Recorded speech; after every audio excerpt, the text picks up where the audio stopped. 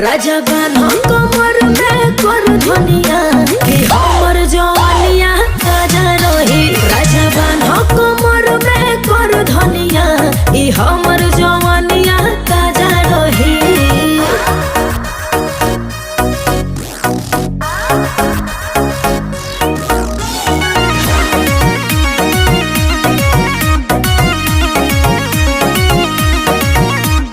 गोरहर बदनिया ई दूध लगता, गाल अमरूद हमर सूद लगता।